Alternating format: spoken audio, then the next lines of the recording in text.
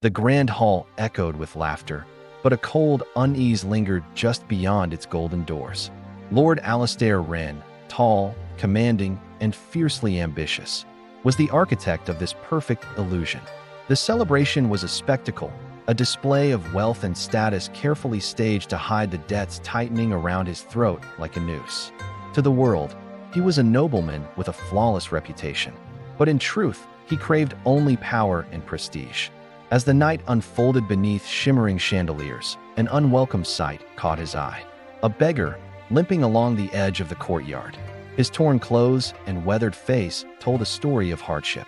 Disgust stirred within Alistair.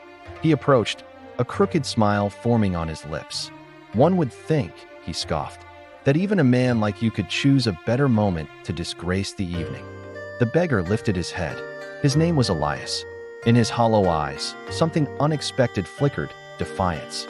"What is disgraceful, my lord?" Elias said quietly, his laughter loud enough to silence a conscience. For a fleeting instant, Alistair hesitated.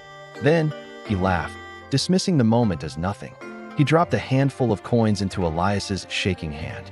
"Buy yourself a meal," he said, turning away as the sound of laughter followed him back inside.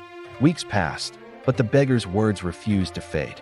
Alistair, a man known for scorning weakness, buried the unease beneath thick layers of arrogance. What he never suspected was that Elias was no beggar at all. He was a high-ranking investigator, quietly exposing the deep-rooted corruption among the nobility. One night, Alistair was alone in his study, candlelight casting long, dancing shadows across the portraits on the walls. The door creaked open. Elias stepped inside. "We meet again, Lord Wren," he said, his calm voice now carrying an undeniable authority. "It is time the truth surfaced."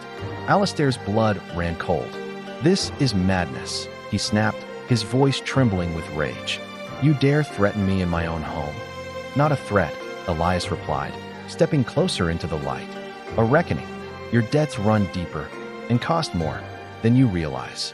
Before Alistair could utter another word, the sound of armored boots echoed through the hall. Guards loyal to Elias stormed into the room. One pointed a gauntlet finger at Alistair. "Character," he declared, "is revealed by how a man treats those beneath him." By dawn, Lord Alistair's world lay in ruins. His title was stripped away. His vast wealth was seized. He was condemned to humble labor, cleaning the very streets he once looked down upon with such contempt. Days turned into weeks. In the dirt and the silence, he learned what power could never teach him: respect, dignity, and the true weight of compassion. Now, beneath the soft gold of the morning light, Alistair knelt, recalling Elias's words.